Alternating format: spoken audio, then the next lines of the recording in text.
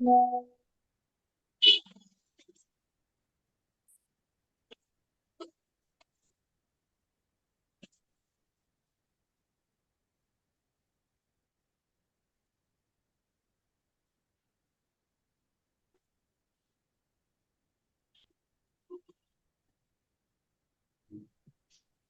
আলাইকুম, আপনারা কি শুনতে পাচ্ছেন সবাই? হ্যাঁ, শুনতে পাচ্ছি। সালাম আলাইকুম, জি শুনতে পাচ্ছি। আপনারা কি শুনতে পাচ্ছেন আমাদের কথা? শোনা জি। যাচ্ছে।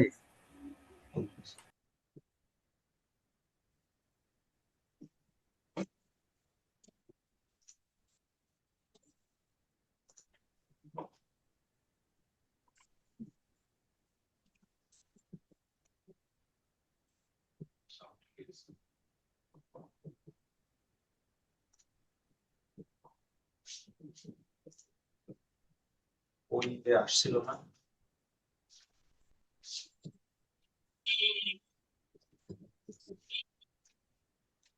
আগে থেকে আসছে।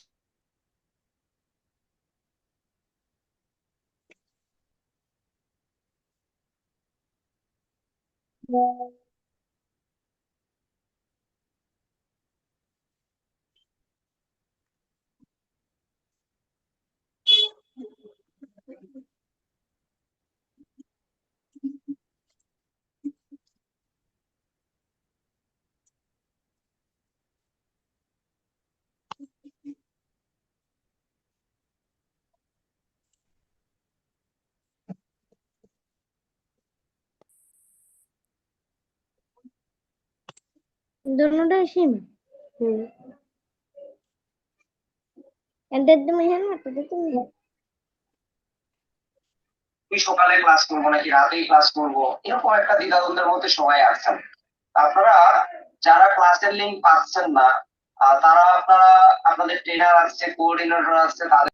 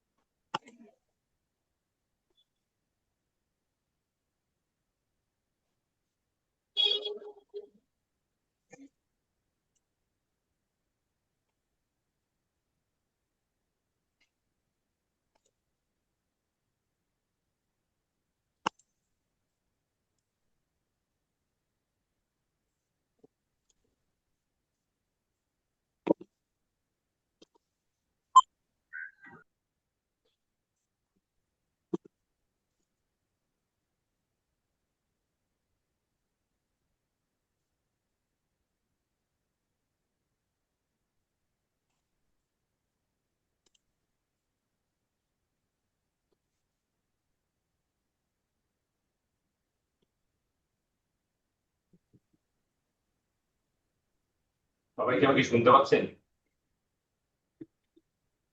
হ্যালো, সবাই কি আমাকে শুনতে পাচ্ছেন?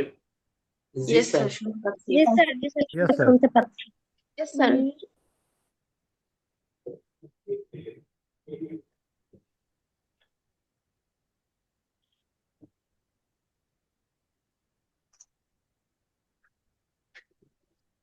শুনতে পেলে রেসপন্স করবেন। Yes, sir. Okay sir.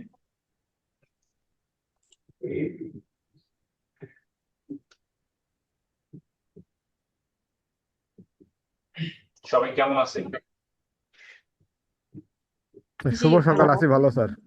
আলহামদুলিল্লাহ ভালো আছি স্যার। আপনি কেমন আছেন? ভালো আছি। আপনি কেমন আছেন স্যার?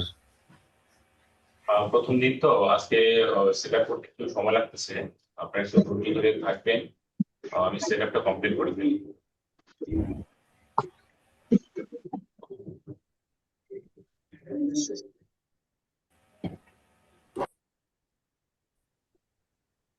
সাউন্ড করে এটা চালু করলে কথা বলে সাইন করে। এবার আসুন, দেখুন আছে। এবার আসছি তো এত পাই।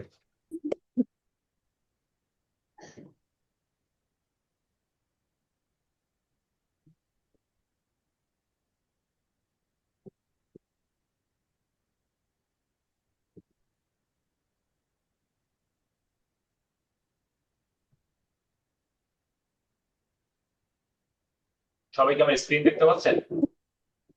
জি স্যার, দেখতে পাচ্ছি। জি স্যার।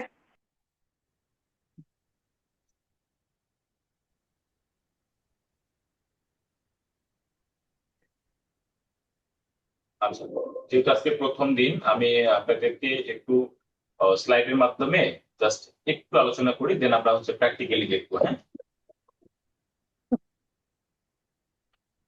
হ্যাঁ, আমাদের ক্লাস, আমরা এখানে আগামী 60টা ক্লাস আমরা হচ্ছে ফটোশপ এবং ইলাস্ট্রেটর, গ্রাফিক্স ডিজাইনের সবচেয়ে পাওয়ারফুল দুটো সফটওয়্যার, একটা হচ্ছে অ্যাডোবি ইলাস্ট্রেটর এবং অ্যাডোবি ফটোশপ, দুইটা সফটওয়্যার।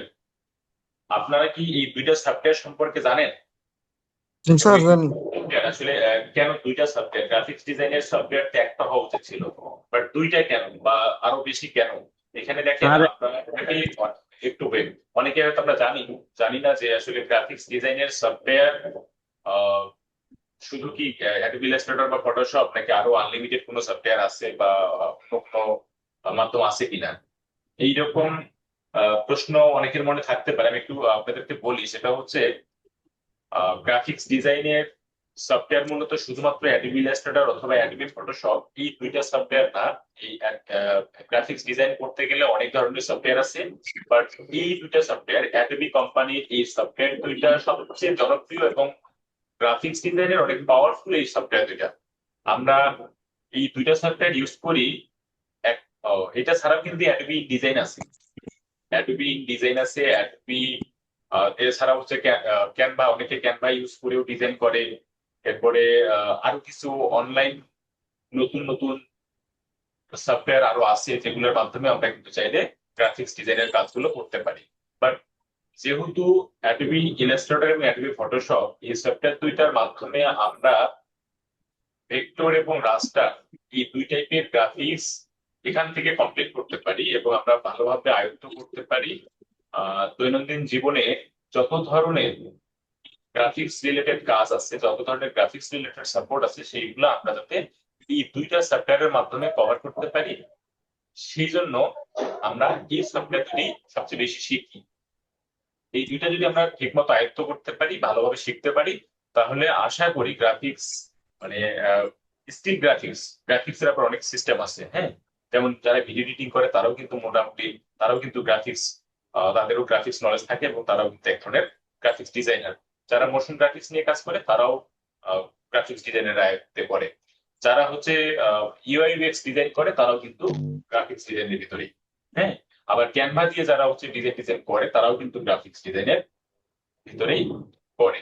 তো আমরা মূলত এই অ্যাডোবি ইলাস্ট্রেটর এবং অ্যাডোবি ফটোশপ এই দুইটা সফটওয়্যার শিখবো। এই দুইটা সফটওয়্যারের মধ্যে অ্যাডোবি ইলাস্ট্রেটরটা এইটা মূলত ভেক্টর বেস গ্রাফিক্স নিয়ে কাজ করে। দেখেন এখানে লেখা আছে learn the basics of vector graphics.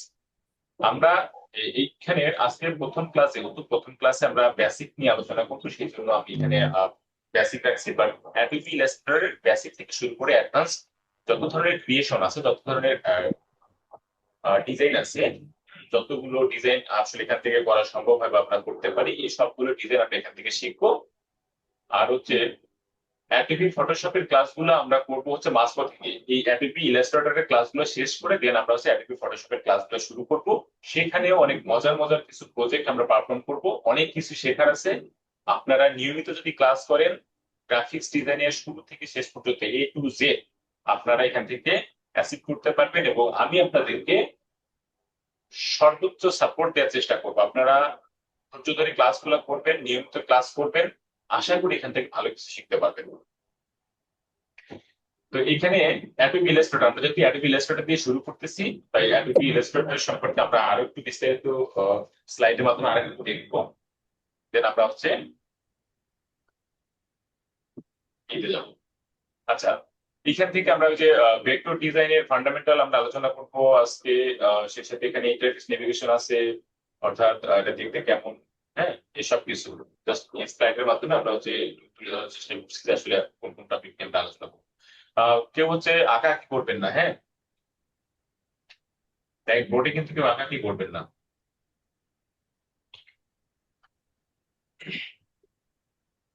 What is Adobe Illustrator? দেখেন, Adobe Illustrator creates vector graphics using mathematical equation to define line, shape, and color. Unlike photos made of pixels, vectors are infinitely scalable without losing quality, making them perfect for logos, icons, and professional design work.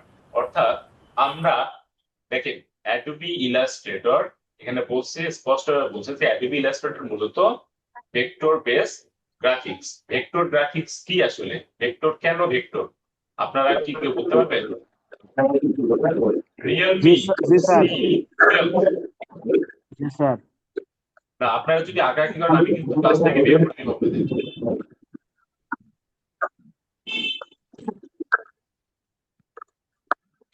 আঁকাআঁকি করবেন না ক্লাসে।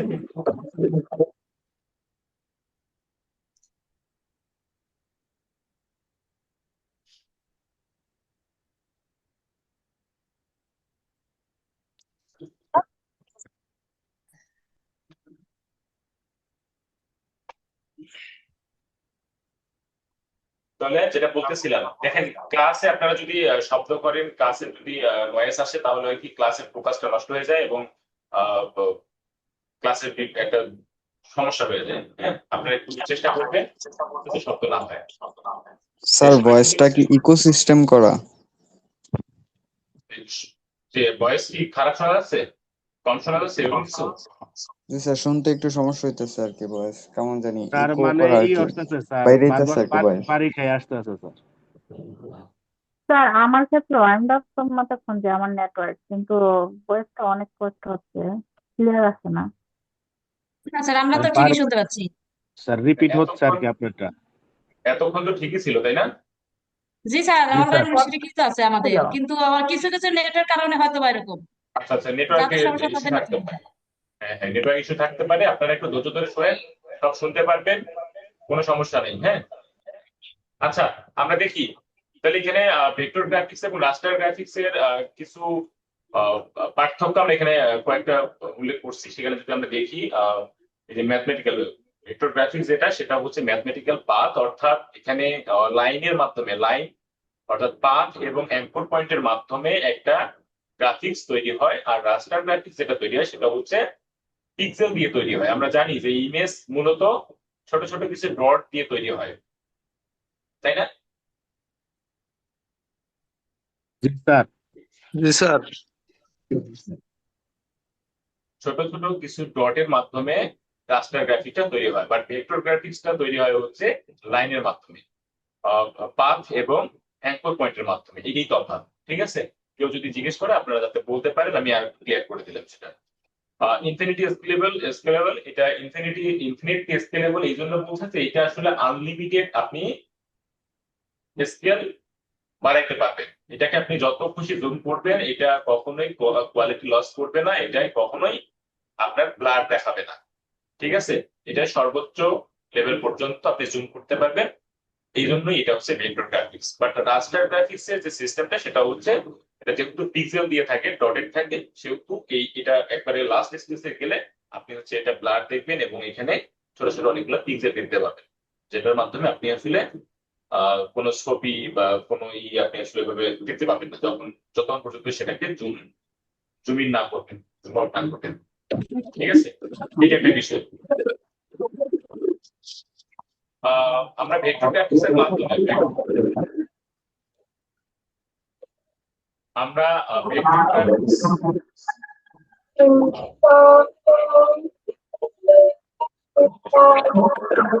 এই জ্যোতি খানমকে উনি আপনি mic of করেন।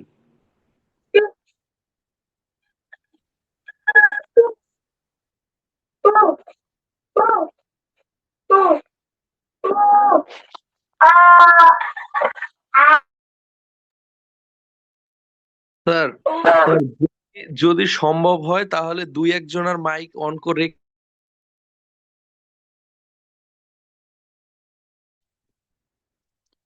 Sir সবার মাইকে অফ করে দেন তো, ক্লাসটা আটকা যাচ্ছে খালি।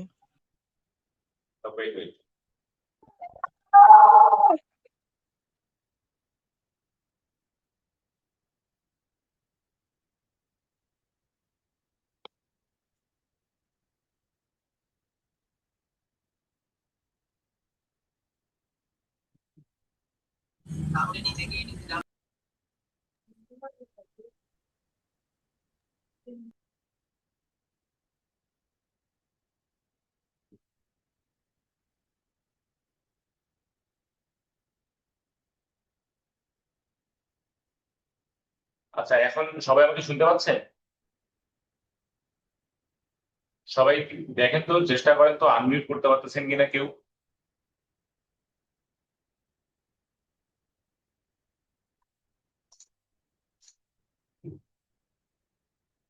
আচ্ছা, আনমিউট করা যাচ্ছে কি আপনারা? ওকে। আসলে এইভাবে ক্লাস নিলেও একটা সমস্যা হচ্ছে কি, আপনারা অনেক সময় অনেকটা সমস্যা ফেস করবেন, অনেক কিছু স্কিপ করে যাবেন, শুনতে পারবেন না, বুঝতে পারবেন না।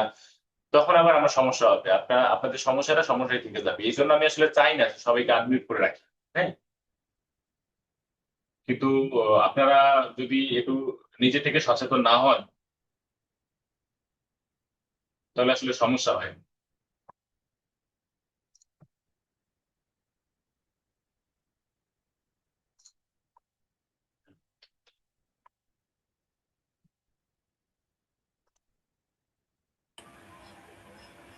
জি, অভয় চরণ কিছু বলবেন?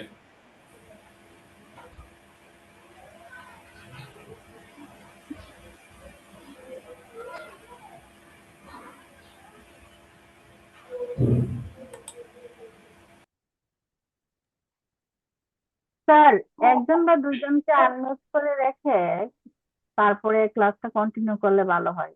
আর তার চেয়ে বরং যাদের প্রবলেম হবে তারা হ্যান্ড রাইজ করলে তখন আনমিউট করে প্রবলেমটা নেওয়া যায়। আচ্ছা, ঠিক আছে, আমি আপনাকে রাখলাম তাহলে। আচ্ছা, আর নয়েজ হবে না এরকম যারা আছেন, আমি কয়েকজনকে দিতে পারি পারমিশন, যারা হচ্ছে ইনশিওর করবেন যে আপনাদের নয়েজ হবে না।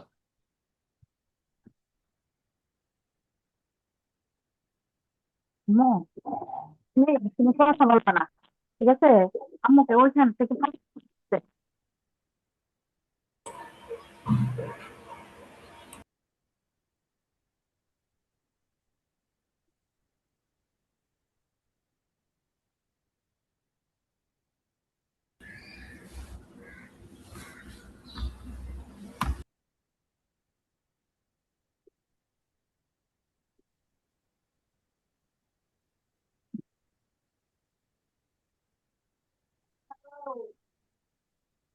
বুঝাচ্ছি না।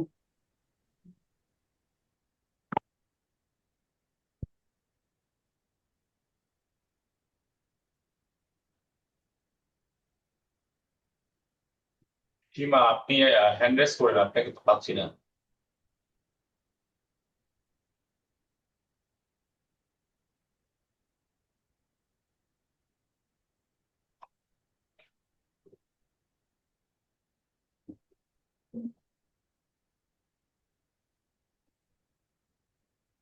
আচ্ছা, ডিজিটাল মার্কেটিং এর ক্লাসের লিঙ্ক তো আলাদা, ওইখানে ক্লাস চলতেছে।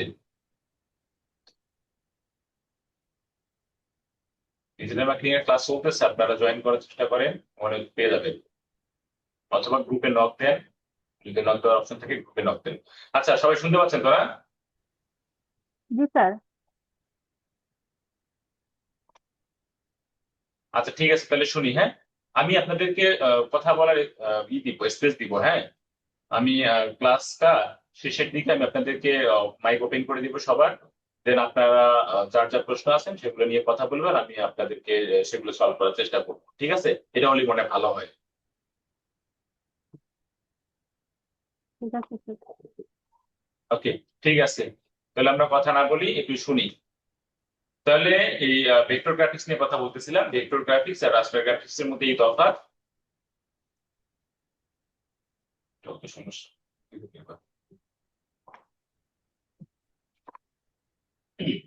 আমরা ভেক্টর গ্রাফিক্সটা মূলত ভেক্টর গ্রাফিক্স ভেক্টর গ্রাফিক্স এর কাজ করে থাকি মূলত হচ্ছে ব্র্যান্ডিং ডিজাইনের জন্য। অর্থাৎ নতুন ক্রিয়েশন, হ্যাঁ, নতুন কোনো কিছু ক্রিয়েট করার ক্ষেত্রে আমরা সাধারণত এই ভেক্টর গ্রাফিক্স করে থাকি।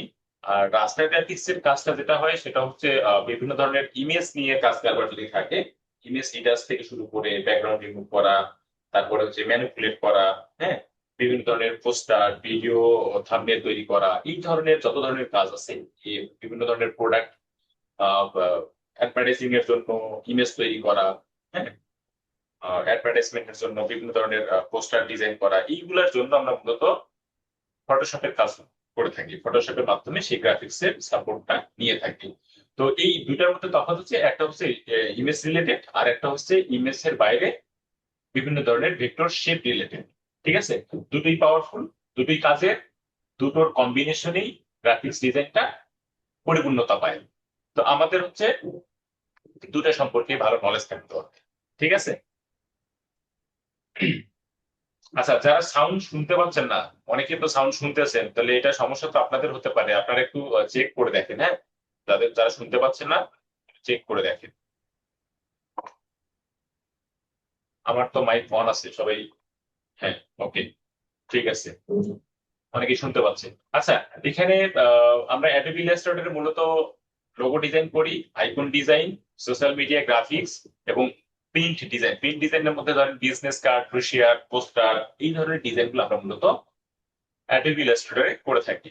এখন এই যে বিজনেস কার্ড, তারপর হচ্ছে ব্রোশিয়ার এবং পোস্টার, হ্যাঁ, এই ধরনের ডিজাইন গুলো কিন্তু অ্যাডোবি ফটোশপে করা যায়। বাট সবচেয়ে সহজ এবং এটাতে খুব দ্রুত আমরা করতে পারি অ্যাডোবি ইলাস্ট্রেটরের মাধ্যমে, সেজন্য এইটাই সবচেয়ে বেশি প্রিফারেবল। এছাড়া আমরা যদি ইন্টারফেসটা দেখি, জাস্ট একটু প্রিভিউ আমরা এখান থেকে দেখবো, জাস্ট আমরা আবার এরপরে দেখব। ঠিক আছে, এখানে একটুখানি পরিচয় করে দেওয়ার চেষ্টা করি। দেখেন, হ্যাঁ, ডকুমেন্ট উইন্ডো, আমরা একটা ওই যে আমরা ধরেন কি গুগল ক্রোম ব্রাউজার, হ্যাঁ, ইন্টারনেট ব্রাউজার, গুগল ক্রোম কিংবা মজিলা ফায়ারফক্স, এই ধরনের ব্রাউজার যখন আমরা ওপেন করি, ওপেন করার সাথে সাথে ওইখানে কিন্তু কোনো কিছু সার্চ করলে আমাদের হচ্ছে সার্চ করলে কিন্তু আমরা একটা কিছু পাই, তাই না? যা সার্চ করি সেটা কিন্তু আমাদের কাছে চলে আসে, রেজাল্ট আমরা পেয়ে যাই। বাট আমরা যখন চাই যে আমি আসলে এই জিনিসটা রেখে আমি আরেকটা কিছু সার্চ করবো, বাট এটাও কেটে দিব না, তখন আমরা কি করি? সাধারণত আরেকটা ট্যাব ওপেন করি, তাই না? আরেকটা ট্যাব ওপেন করি, তখন আবার সেই ট্যাবের মধ্যে অন্য কিছু সার্চ করি। তাহলে একই ব্রাউজারের মধ্যে একসাথে আমরা কিন্তু একাধিক ট্যাব ওপেন করে বিভিন্ন ধরনের টপিকস আমরা সার্চ করে নিয়ে আসতে পারি, তাই না? এবং সেগুলা একসাথে থাকে একটা ব্রাউজারের মধ্যে। ঠিক একইভাবে আমরা অ্যাডোবি ইলাস্ট্রেটর যখন বা অ্যাডোবি ফটোশপ যখন ওপেন করবো, সফটওয়্যারটা যখন ওপেন করবো, পুরো সফটওয়্যারের হোম পেজে আমরা একটা ডকুমেন্ট যখন ক্রিয়েট করবো, সেটা ওই যে ট্যাবের মতো ওপেন হবে। ঠিক আছে, যেটা এখানে আমরা দেখাচ্ছি এই যে ডকুমেন্ট উইন্ডোতে। হ্যাঁ, এইটা একটা ডকুমেন্ট, এই পুরাটা একটা ডকুমেন্ট, আর্টবোর্ড এটা থেকে শুরু করে পুরাটাই একটা ডকুমেন্ট। এবং এই ডকুমেন্টটা যদি আপনি ক্লোজ করতে চান, তাহলে আপনাকে পুরো সফটওয়্যারটা কাটতে হবে না, ক্লোজ করতে হবে না, আপনি জাস্ট এইখানে দেখেন আমার মাউস পয়েন্ট সবাই দেখতে পাচ্ছেন তো, তাই না? আচ্ছা, এই যে এইখানে জাস্ট এই যে ক্রস চিহ্ন আছে, হ্যাঁ, এই যে ডকুমেন্টের এখানে ক্রস চিহ্ন আছে, এই ক্রস চিহ্নতে ক্লিক করলেই আপনার এই ডকুমেন্টটা ক্লোজ হয়ে যাবে। দেন আপনি আপনার সফটওয়্যারটা কিন্তু ওপেন থাকবে, জাস্ট এই ডকুমেন্টটা ক্লোজ হয়ে যাবে। আবার যদি নতুন ডকুমেন্ট ক্রিয়েট করতে চান সেক্ষেত্রে কন্ট্রোল এন চাপলে নতুন ডকুমেন্ট তৈরির উইন্ডো চলে আসবে, সেখানে সব সেটিং করে আপনি আবার নতুন করে ডকুমেন্ট ওপেন করতে পারবেন। সেই সাথে যদি মনে করেন যে কন্ট্রোল এম যদি মনে না থাকে, দেন আপনি ফাইল থেকে আমাদের যে মেনু বার আছে দেখেন, একবারে উপরের দিকে কিন্তু মেনু বার থাকে, অ্যাপ্লিকেশন বার যেটাকে আমরা বলতেছি এখানে। হ্যাঁ, আমরা সাধারণত দেখে থাকি ওই যে অফিস ওয়ার্ড, এক্সেল, পাওয়ার পয়েন্টে যদি ওপেন করি তখন দেখি যে সবার উপরে থাকে অনেকগুলো অপশন লেখা থাকে, তাই না? এই যে এরকম ইলাস্ট্রেটিভ দেখা আছে, ফাইল, এডিট, অবজেক্ট, টাইপ, এটাকে আমরা সাধারণত মেনু বার বলে থাকি, তাই না?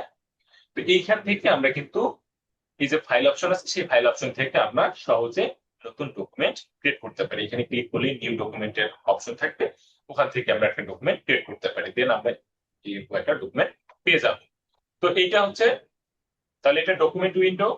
আর এই যে এইখানে এই যে অরেঞ্জ কালারের মাধ্যমে দেখেন, অরেঞ্জ কালারের মাধ্যমে একটা সেকশন এখানে আপনাদেরকে দেখানো হচ্ছে, যেটাকে আমরা সাধারণত বলে থাকি কন্ট্রোল প্যানেল। এই উইন্ডো মেনুর পরেই এই যে উইন্ডো বারটা আছে না, এইটার পরেই কিন্তু একটা সেকশন থাকবে, এই সেকশনটাকে আমরা বলে থাকি কন্ট্রোল প্যানেল। তো আপনারা এই কন্ট্রোল প্যানেলের কাজ হচ্ছে, এই যে টুল প্যানেলটা আছে, এই যে টুল বারটা আছে, সবসময় লেফট সাইডে যে টুল বারটা থাকে, টুলস গুলো থাকে, হ্যাঁ, এই টুল গুলো হচ্ছে ডিফল্ট টুল, এইগুলা সবসময় এখানে স্টে করে। আমরা এই টুলগুলা যখন ইউজ করব, যখন যে টুলসটা ইউজ করব সেই টুলস রিলেটেড যত ধরনের ফাংশন আছে, যত ধরনের এডিট আছে, সেই ফাংশন এডিট গুলো আমরা সাধারণত এই কন্ট্রোল প্যানেলের দিকে তাকালে পেয়ে যাব। এইটা হচ্ছে আমাদের সুবিধার জন্য করা। আমরা যখন একটা টুলস ইউজ করতেছি সেই টুলস এর এগেনস্টে কি ধরনের এডিট আছে, কি ধরনের কাস্টমাইজেশন আছে, কি ধরনের কন্ট্রোল আছে, সেই কন্ট্রোল গুলো আমরা হ্যান্ডেল করতে পারবো কোত্থেকে? এই কন্ট্রোল প্যানেল থেকে। তাহলে আমাদের কি করতে হবে? আমরা যখন কোন একটা টুলস ইউজ করতেছি সেই টুলস রিলেটেড যত ধরনের এডিট গুলো আমরা চাচ্ছি, সেই এডিটস গুলা আমরা কন্ট্রোল করার জন্য এই কন্ট্রোল প্যানেলের দিকে তাকাবো, অন্য কথা না খুঁজে কন্ট্রোল প্যানেলের দিকে তাকাবো। ঠিক আছে, আমি একটু ডিটেলস আলোচনা করতেছি, যেহেতু প্রথম ক্লাস, বেসিক ক্লাস, একবারে বেসিক থেকে শুরু করতেছি। আপনারা অনেকেই এখানে হয়তো বেসিক ভালো পারেন, তারা চাইলে ক্লাসটা স্কিপ করতে পারেন, কোনো সমস্যা নেই। বাট যারা একেবারে শুরু বা আপনারা খুব মনোযোগ সহকারে মানে ধৈর্য নিয়ে আপনারা শিখতে চাচ্ছেন এবং শুরু থেকে শিখতে চাচ্ছেন, তাদের জন্য আমি একটু বিস্তারিত আলোচনা করতেছি। প্রথম 1-2টা ক্লাস, 3টা ক্লাস হয়তো আপনাদেরকে একটু ধৈর্য ধরে শুনতে হবে। আপনারা যদি প্রথম ক্লাসগুলো একটু ভালো করে দেখেন, ভালো করে শোনেন, ভালো করে বোঝার চেষ্টা করেন, দেন আপনারা কিন্তু পরের ক্লাসগুলা আপনাদের জন্য খুবই ইজি হবে এবং আপনারা কাজ করতে পারবেন। আর এই ক্লাস যদি বেসিক ক্লাস যদি আপনারা স্কিপ করে যান, কোনোভাবে বুঝতে না পারেন, তাহলে কিন্তু আপনাদের জন্য খুবই সমস্যা হবে। এটা আমি বারবার বলতেছি। আমি এই জন্য খুব ই করি যে প্রথমের ক্লাসগুলো অন্তত কেউ মিস করবেন না, সবসময় ক্লাসগুলো করার চেষ্টা করবেন। এই ক্লাসগুলো আপনাদেরকে সবচেয়ে বেশি হেল্প করবে। যারা ক্লাস মিস করে যাবেন তারা অবশ্যই রিপোর্ট আমি আপনাদেরকে দিয়ে দিব, এই রিপোর্টটা আরেকবার ভালো করে দেখবেন। ঠিক আছে, তাহলে এটা হচ্ছে কন্ট্রোল প্যানেল। এই কন্ট্রোল প্যানেল থেকে আমরা হচ্ছে অনেক কিছু এডিট করতে পারি। আচ্ছা, এই পাশে আরেকটা আমরা প্যানেল দেখতে পাচ্ছি, রেড কালার দিয়ে মার্ক করা, এটা আসলে প্রপার্টিস প্যানেল বলে। এই প্রপার্টিস প্যানেলের মাধ্যমে, এই প্রপার্টিস প্যানেলে আমরা হচ্ছে অনেক কিছু পাবো। এখানে এটা তো প্রপার্টিস প্যানেল ছাড়াও এখানে লেয়ার আছে, তারপর হচ্ছে লাইব্রেরিজ আছে। এইটা ছাড়া আরো বেশ কিছু টুলস আমরা এখানে সংরক্ষণ করতে পারি। আমরা এখানে টুলস কাস্টমাইজ করতে পারি। এই কাস্টমাইজ টুলস গুলোকে আমরা একত্রে ওয়ার্ক স্পেস করতে পারি। আমরা যখন কাজ করতেছি, এই একটা কাজ করতে গেলে আমার আসলে কোন ধরনের টুলস গুলো সবসময় প্রয়োজন পড়ে, সেই টুলস গুলো আমরা এখানে সাজিয়ে রাখতে পারি। সাজিয়ে রেখে কাজ করলে ওইটা হবে আমার একটা ওয়ার্ক প্লেস। আমরা ওই ওয়ার্ক প্লেসটা সেভ করে রাখতে পারি। হ্যাঁ, বিভিন্ন ধরনের ওয়ার্ক প্লেস সাজিয়ে আমরা সেটাকে সেভ করে রাখতে পারি, সেটাকে ওপেন করে দেন আমরা কাজ করতে পারি। আমরা দেখবো বাস্তবে দেখবো কিভাবে কি করে এগুলো। মাঝখানে যে হোয়াইট ডেস্কটা দেখতে পাচ্ছেন সেটা আসলে আর্ট। ঠিক আছে, তো এই হচ্ছে মোটামুটি ইন্টারফেসটা। এইটাই হচ্ছে আবার টু, আমরা এইটাই দেখবো এবং এটা নিয়ে কাজ করব। এটা যদি ভালোভাবে বুঝতে পারি দেন আমাদের জন্য একটু ইজি হবে, এই জন্য আমি আর একটু বেশি আলোচনা করলাম এটা। ঠিক আছে, তাহলে এখানে ডকুমেন্ট ক্রিয়েট করার সময় অনেক কিছু আছে। দেখেন এখানে কালার মোড, আমরা সাধারণত দুইটা কালার মোড পাই, একটা হচ্ছে আরজিবি, একটা সিএমওয়াই কে। অ্যাডোবি ইলাস্ট্রেটরে দুইটা কালার মোড আমরা পাই, একটা আরজিবি আর একটা হচ্ছে সিএমওয়াই কে। আঁকা কি করবেন নাকি? হ্যাঁ, একটু ধৈর্য ধরে শোনেন। আরজিবি তে তিনটা কালার ডিসপ্লে করে, একটা হচ্ছে রেড, একটা গ্রিন, একটা ব্লু। তিনটা কালারের সমন্বয়ে আমরা আরজিবি কালার মোডটা সাধারণত ইউজ করে থাকি ডিজিটাল স্ক্রিনের জন্য। যে ডিজাইন গুলো আমরা সাধারণত প্রিন্ট করবো না, যে ডিজাইন গুলো আমরা প্রিন্ট করবো না, বাট বিভিন্ন ধরনের ওয়েব মিডিয়ায় আমরা সেটা দেখবো বা ডিজিটাল স্ক্রিনে দেখবো। হতে পারে মোবাইলে দেখবো, হতে পারে আমরা কম্পিউটারে দেখবো, ল্যাপটপে দেখবো, বা বিভিন্ন ধরনের স্ক্রিনে দেখবো। হ্যাঁ, তো স্ক্রিনে দেখার জন্য যে ডিজাইন গুলো আমরা করি, সেই ডিজাইন গুলো সাধারণত আরসিবি কালার মোড সিলেক্ট করে ওই ডিজাইন গুলো করি। এটা ওয়েব মিডিয়ার জন্য পারফেক্ট কালার মোড। ঠিক আছে, এইটা আমরা করে থাকি। আর সিএমওয়াই কে, এই মুডটা আমরা সাধারণত ব্যবহার করে থাকি প্রিন্ট মিডিয়ার জন্য। আমরা প্রিন্ট মিডিয়ার যত ধরনের ডিজাইন আছে প্রিন্টেবল, অর্থাৎ আমরা প্রিন্ট করার উদ্দেশ্যে যত ধরনের ডিজাইন তৈরি করব, সবগুলো ডিজাইনের ক্ষেত্রে আমরা কালার কোড দিব সিএমওয়াই কে। সবাই ক্লিয়ার বিষয়টা? দুইটা কালার মোড, অ্যাডোবি ইলাস্ট্রেটরে দুইটা কালার মোড থাকে, একটা আরজিবি আর একটা সিএমওয়াই কে। সায়ান, ম্যাজেন্টা, ইয়েলো আর একটা হচ্ছে ব্ল্যাক। এখানে যদিও কে আছে, এখানে লেখা উচিত ছিল কি ব্ল্যাক, কে ই ওয়াই, কি ব্ল্যাক। হ্যাঁ, কি ব্ল্যাকের কে। তো এই হচ্ছে বিষয়। এখানে যেহেতু ওই যে ব্লু আছে, এখানে যদি ব্ল্যাক এর বি নিত তাহলে কিন্তু এখানে একটু কনফিউশন হয়ে যেত, তাই না? সিএমওয়াই বি, আবার এখানে থাকতো আরসিবি, তখন আবার একটু কনফ্লিক্ট হতো। এটা আসলে এড়ানোর জন্য একটু টেকনিক্যালি এখানে কি কে ইউজ করা হয়েছে, এখানে কি ব্ল্যাক।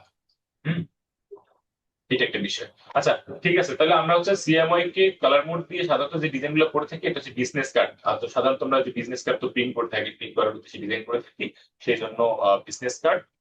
তারপর হচ্ছে ব্রুশিয়ার, যেটা আমরা লিফলেট বলে থাকি। বিভিন্ন ধরনের ব্রুশিয়ার, লিফলেট আমরা মার্কেটিং এর জন্য, হ্যাঁ, ব্যবহার করে থাকি। এই ডিজাইন গুলো সাধারণত আমরা সিএমওয়াই কে কালার মোড দিয়ে করে থাকি। এছাড়াও এখানে বলছি এনি প্রিন্টেড ম্যাটেরিয়াল, যে কোনো ধরনের প্রিন্ট করার উদ্দেশ্যে যত ধরনের ডিজাইন আমরা করে থাকবো, সবগুলা ডিজাইনের কালার মোড আমরা চুজ করব সিএমওয়াই কে। ওকে, বিষয়টা ক্লিয়ার সবাই? এখানে আর্টবোর্ড সাইজ আছে, তারপর অরিয়েন্টেশন আছে, এগুলো আমরা এখানে আলোচনা না করে সরাসরি আলোচনা। জি, কিছু বলছেন?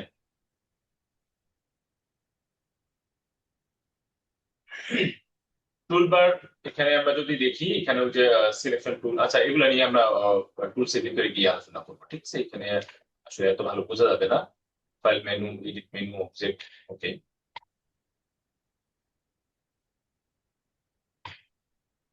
এখানে এত কিছু আলোচনা করবো না, তাহলে আবার আপনাদের মনে হবে যে আমরা চলে যাই। এখানে চলে আসলাম, আমাদের হচ্ছে অ্যাডোবি ইলাস্ট্রেটরের রিয়েল ইন্টারফেস, সফটওয়্যার যে ইন্টারফেসটা, সেই ইন্টারফেসটা আপনারা এখন দেখতে পাচ্ছেন। এই ইন্টারফেসের মাধ্যমে দেখেন এখানে পুরো ইন্টারফেসটা যদি দেখি, এখানে কিন্তু এখনো পর্যন্ত আমার কোনো ডকুমেন্ট নাই। এটা জাস্ট ওই আমরা ইন্টারনেট ব্রাউজিং যেটা আছে, ব্রাউজার যে আছে, হ্যাঁ, ক্রোম ব্রাউজারের মতো ধরেন, এই যে ব্রাউজার ওপেন করলাম, এখানে দেখে একবারে ট্যাব আছে, এখানে একটা ট্যাব আছে, এখানে একটা ট্যাব আছে, দুইটা ট্যাব আছে, তাই না?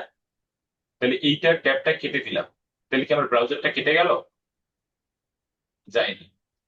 এখানে আরেকটা ট্যাব অবশিষ্ট আছে, আমি যখন এটাকে ক্লোজ করবো তখন হয়তো বা লাস্ট, এটা যেহেতু লাস্ট ওয়ান, এটা ক্লোজ করে দিলে আমার পুরো ব্রাউজারটা ক্লোজ হয়ে যাবে। আবার আমি চাইলে এখানে নতুন ডকুমেন্ট মানে নতুন ব্রাউজার ট্যাব ওপেন করে সেখানে অনেক কিছু সার্চ করতে পারবো। কারণ এখানে সার্চ করলাম, হ্যাঁ, চলে আসলো। আবার এখানে একটা ট্যাব ওপেন করলাম, এখানে সার্চ করলে আবার চলে আসবে, তাই না? ঠিক এরকম এটা চলে আসতেছে। তাহলে নতুন নতুন ট্যাব ওপেন হচ্ছে। এই এই যে ট্যাব ওপেন হচ্ছে, এই ট্যাব গুলো হচ্ছে এখানে কিন্তু ডকুমেন্ট বলি আমরা।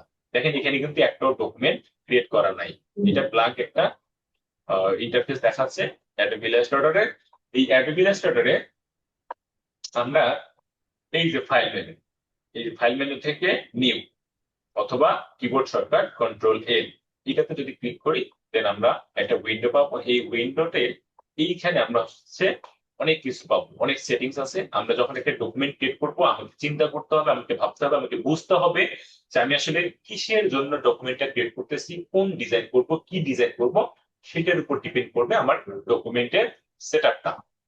ঠিক আছে, আমরা একটু দেখে নেই এখানে কি কি আছে আসলে। হ্যাঁ, এখানে দেখেন সবার উপরে দেখেন রিসেন্ট বলতে এইখানে কিছু ডিফল্ট ডকুমেন্ট ফরম্যাট দেয়া আছে, যেগুলো আমরা লাস্ট কিছু টাইম আমরা হচ্ছে লাস্টলি আমরা এগুলো ইউজ করেছি, যার কারণে এখানে ডিফল্ট ভাবে হিস্ট্রি হিসেবে হ্যাঁ এখানে আছে।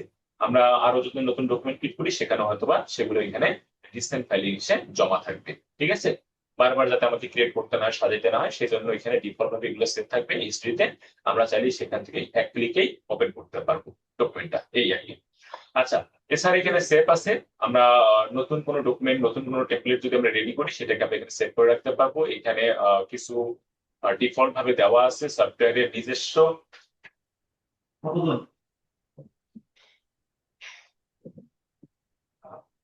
তো 10-15 দিন, 110-15 দিন, 110। ঠিক আছে, তো রাখি।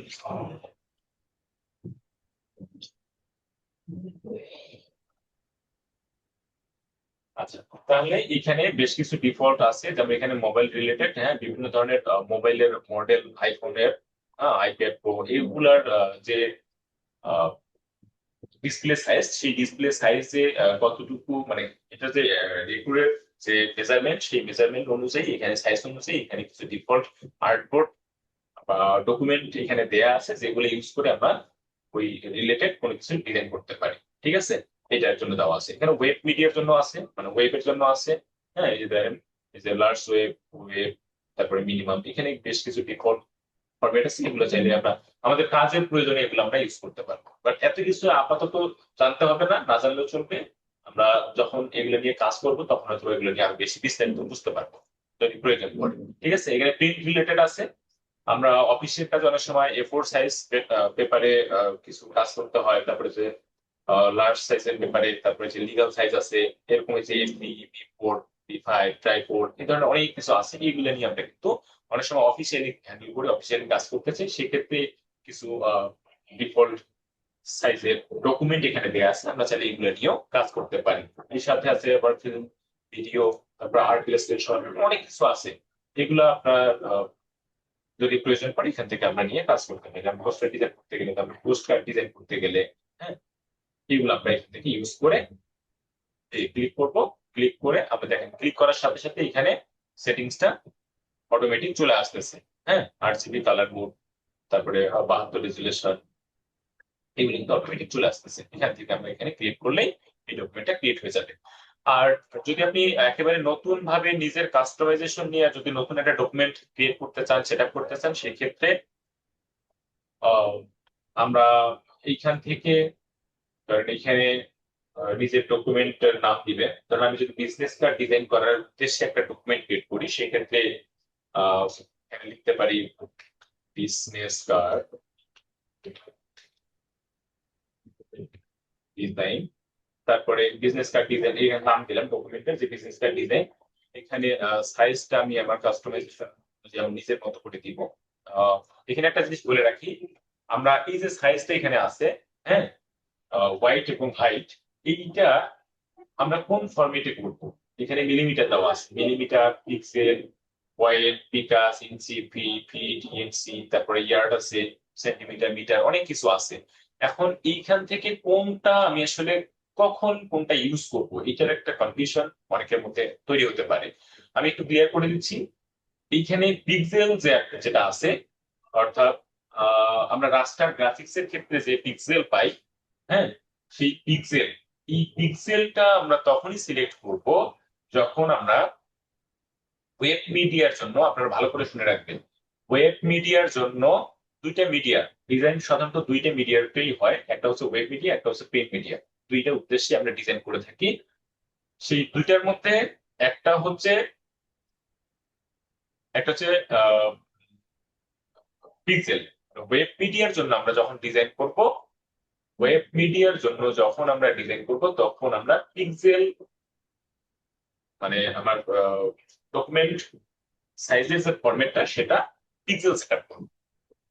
আর প্রিন্ট মিডিয়ার জন্য যখন আমরা ডিজাইন করব সেই প্রিন্ট মিডিয়ার জন্য ডিজাইন করতে গেলে নিচের যে অপশনগুলো আছে যেমন ফিট আছে, ইঞ্চি আছে, হ্যাঁ, এখানে হচ্ছে ইয়ার্ড আছে, মিটার, মিলিমিটার, সেন্টিমিটার, এই যে এইগুলা আমরা আসলে প্রিন্ট মিডিয়ার জন্য ইউজ করব। এখন কোনটা কখন আসলে ইউজ করবো এটা ডিপেন্ড করতেছে আপনি কতটুকু সাইজ, আনুমানিক কতটুকু সাইজের ডিজাইন করতেছেন। আপনি যদি ধরেন যদি কি ডিজাইন ধরেন বিজনেস কার্ড ডিজাইন করবেন, ধরেন আপনি হচ্ছে ব্রোশিয়ার ডিজাইন করবেন, আপনি লিফলেট ডিজাইন করবেন, আপনি ফ্লায়ার ডিজাইন করবেন, সেই ক্ষেত্রে আপনার পেপার বা আপনার ডকুমেন্টের সাইজটা কতটুকু হবে? আনুমানিক 8-10 ইঞ্চি বা এরকমই তো হয়, এর বেশি তো আর হয় না। সেই ক্ষেত্রে কিন্তু আমরা আসলে ইঞ্চিতে করতে পারি, পিক্সেলে করবো না। পিক্সেল সাধারণত আমি বলে দিচ্ছি, পিক্সেল আমরা ওয়েব মিডিয়ার জন্য ডিজাইন করব এবং প্রিন্ট মিডিয়ার জন্য আমরা প্রথমত ইঞ্চিটা ইউজ করতে পারি ছোট সাইজের জন্য। যে কোনো ছোট সাইজের ডকুমেন্ট ছোট সাইজের ডিজাইন করার জন্য আমরা ইঞ্চিটা সিলেক্ট করব। এরপরে যদি ইঞ্চিতে যদি মনে হয় যে ইঞ্চিটা কম হয়ে যাচ্ছে, মানে আরো বড় করবেন, ধরেন আপনি 4-5 ফিট সাইজের, তখন আবার ইঞ্চিতে হিসেব করতে গেলে অনেক বেশি ইঞ্চি লিখতে হবে, তখন আপনি কি করবেন? ফিট সিলেক্ট করবেন। হ্যাঁ, ধরেন 2 ফিট বাই 3 ফিট, তখন আপনি হচ্ছে এটা আপনার জন্য সুবিধা হবে। আপনি যখন ফিট দিবেন, ফিট দিয়ে এখানে ধরেন 2 ফিট, এখানে ধরেন দিলেন, এটা হাইটটা দিলেন 3 ফিট, এটা আপনার জন্য হেল্পফুল হবে। আবার আপনি যখন ফিটেরও কম, ধর 12 ইঞ্চির নিচে যখন আসবে, 15 ইঞ্চি, 20 ইঞ্চি, এটাতেও আপনি ইঞ্চিতে দিতে পারেন, 50 ইঞ্চি পর্যন্ত ইঞ্চিতে দিতে পারেন, সমস্যা নাই।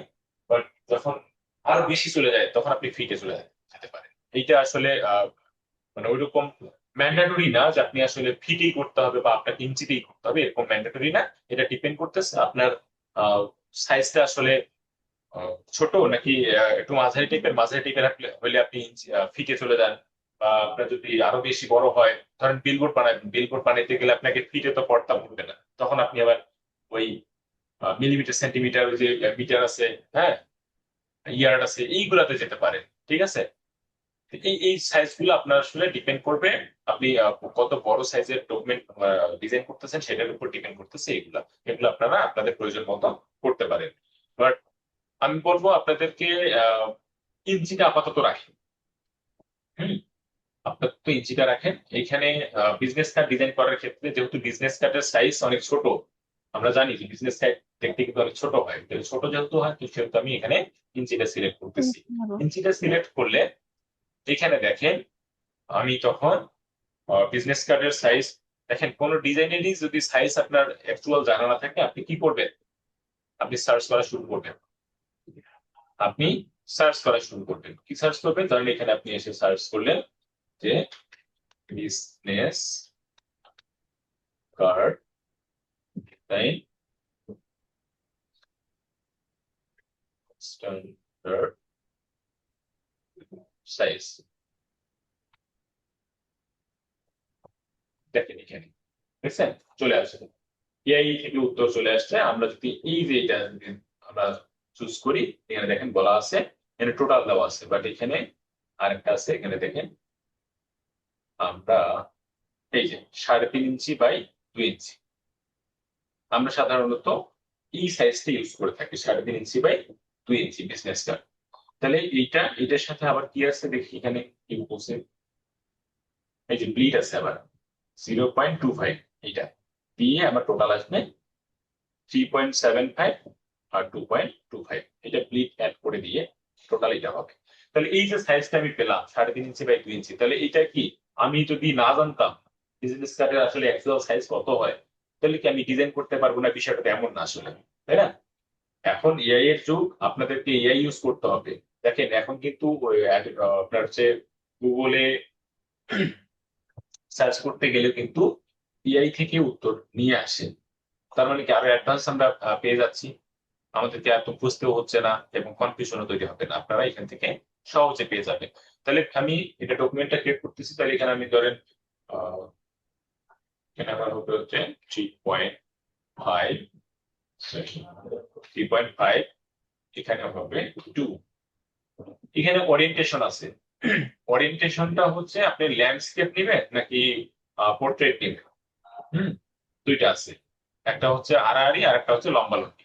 ঠিক আছে, তাহলে বিজনেস কার্ড যেহেতু হোয়াইটটা 3.5 ইঞ্চি, সেহেতু অটোমেটিক এখানে ওরিয়েন্টেশনটা ল্যান্ডস্কেপ চলে আসে, তাই না? যখন হোয়াইটটা যখন বড় হবে তখন ল্যান্ডস্কেপে আসবে, যখন হাইটটা বড় হবে তখন এটা অটোমেটিক ওরিয়েন্টেশনটা হচ্ছে পোর্ট্রেটে চলে আসবে। আমরা যদি এখানে লিখি ধরেন 5 ইঞ্চি, এই দেখেন 5 ইঞ্চি বা 3.5 ইঞ্চি দিলে ওরিয়েন্টেশনটা অটোমেটিক কিন্তু এখানে চলে আসতেছে। বাট আমি যদি এখানে জোর করে তাকে বলি যে না তুমি এটা না, তুমি এটা নাও, ল্যান্ডস্কেপ করো, তবে কিন্তু এখানে সাইজটা অটোমেটিক উল্টে গেল, তাই না? এই যে বিষয়টা, তাহলে এখানে 3.5 থাকতো আর এখানে এটা থাকতো 2। ওরিয়েন্টেশনটা চলে আসলো এটা। এখানে আর্টবোর্ড, আমরা বিজনেস কার্ড করতে গেলে কয়টা পার্টে ডিজাইন করি, কয়টা পার্ট দুইটা। থাকে? অবশ্যই 2টা পার্ট থাকে, মানে বোথ সাইড। আবার অনেকে এক সাইডেও ডিজাইন করে, অনেকে বিজনেস কার্ডের 2 সাইডে অনেক সময় ইনফরমেশন নাও থাকতে পারে, বাট 2 সাইডে ইনফরমেশন থাকা ভালো, তাই না? তাহলে বিস্তারিত আরো ইনফরমেশন শেয়ার করা যেতে পারে। এই জন্য আমরা কি করব, বেসিক্যালি 2টা সাইড থাকে, তাহলে আমরা কি করবো এখানে 2 লিখবো, লিখবো 2। ফ্রন্ট পার্ট ব্যাক পার্ট 2টা পার্ট থাকবে, এই জন্য আমরা 2টা আর্টবোর্ড ক্রিয়েট করবো। আচ্ছা, এখানে এবার ব্লিটের কথা আসছে। এখানে 0.25 ছিল ব্লিট। এই ব্লিডটার কাজ কি? এই ব্লিডের কাজ হচ্ছে আমরা যখন একটা ডিজাইন করবো, সেই ডিজাইনটা করার পরে ওই ডিজাইনটা যখন ধরেন এত ছোট সাইজের একটা কার্ড, এটার জন্য তো আসলে ছোট সাইজের কি পেপার, আসলে বাজারে কি ছোট সাইজের পেপার পাওয়া যায় এরকম 3.5 ইঞ্চি বা 2 ইঞ্চি? এই সাইজের পেপার কিন্তু আসলে পাওয়া যায় না। আমরা কি করি, সাধারণত বড় সাইজের পেপারেই এই প্রিন্ট গুলো করে থাকি, করার পর এটাকে আবার কাটতে হয়। কাটতে হয়, তো কাটার জন্য কালার যাতে, আর ডিজাইন যখন প্রিন্ট হবে সেই প্রিন্টের যে কালার, হ্যাঁ, এই কালারটা যাতে বিস্তৃতিটা আহ, খুব দূরে চলে না যায় বা এলোমেলো না হয় বা অন্য কোথাও চলে না যায়, এইটা আসলে মেনটেন করার জন্য, এটাকে অ্যালাইন করার জন্য আমরা সাধারণত ব্লিডটা ব্যবহার করে থাকি, যাতে ওই নির্দিষ্ট সীমার মধ্যে পুরো ডিজাইন পুরো সবকিছু সীমাবদ্ধ থাকে, এটার বাইরে যাতে না যায়। এবং আমরা যখন এটাকে ওই ডিজাইনটা করার পরে যখন পেপারটা কাটিং করব, বিজনেস কার্ডটাকে আলাদা করব পেপার থেকে, সমস্ত বড় পেপারটা থেকে, তখন যাতে স্পেসিফিক এই লাইনের উপর দিয়ে বা এইটার উপর দিয়ে আমরা যাতে কাটতে পারি, সেটার জন্য আমরা সাধারণত ব্লিড ইউজ করে থাকি। এটা আমাদের প্রিন্টের, আমরা প্রিন্টেবল যত ধরনের কাজ করব, প্রিন্ট রিলেটেড যত ধরনের কাজ করব, সবগুলো কাজে আমরা ব্লিড এরিয়াটা ইউজ করব। তাহলে কি হবে, সবকিছু অ্যালাইন থাকবে এবং কোনো ধরনের সমস্যা তৈরি হবে না। ঠিক আছে, এইটা। তাহলে এখানে আমরা হচ্ছে 0.25 আমরা দিলাম। এইটা এখানে যদি ক্লিক করে দেখেন অটোমেটিক সবগুলো চলে আসলো, কারণ এখানে এটা লিঙ্ক করা আছে। হ্যাঁ, এই লিঙ্কটা যদি ব্রেক করে দেন, দেন আপনি এটাকে প্রত্যেকবার আলাদা আলাদা করে লিখে সেট করতে হবে।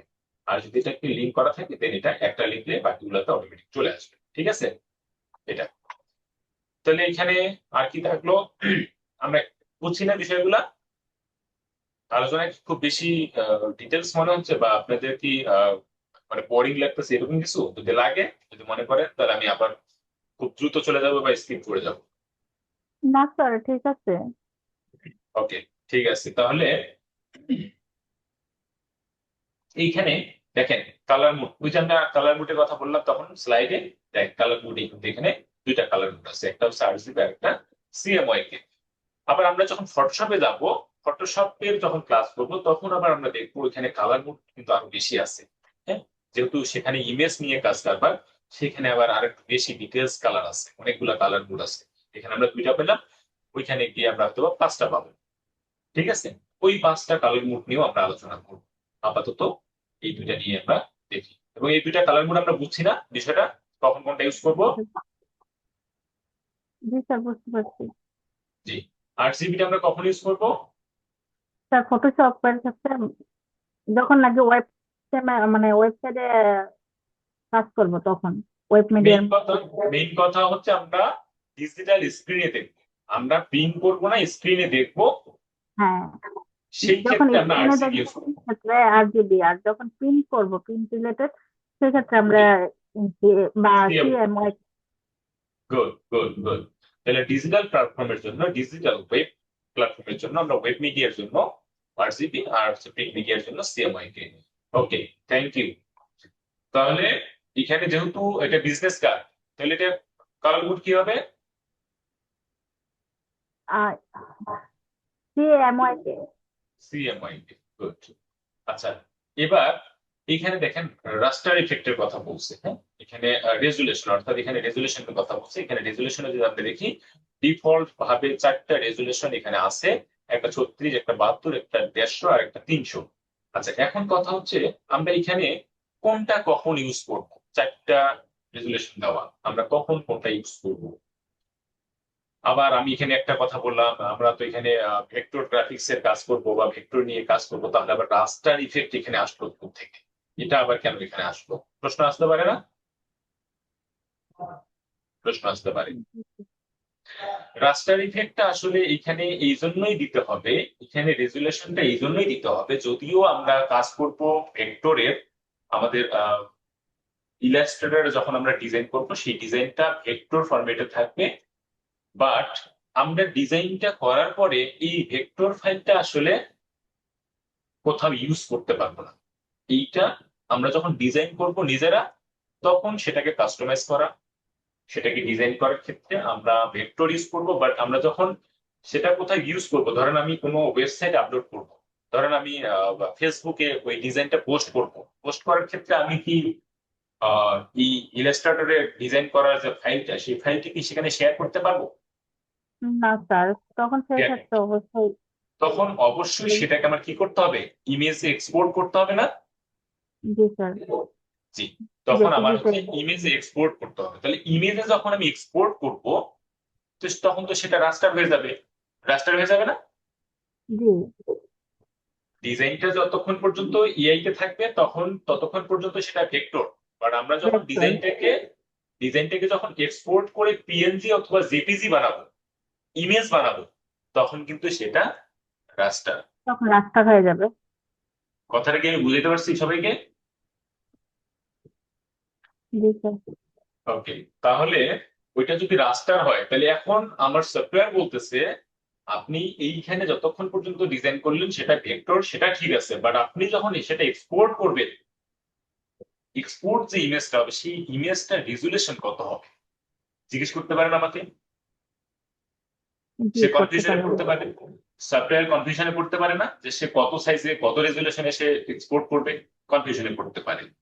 তাহলে আমাদের কি করতে হবে?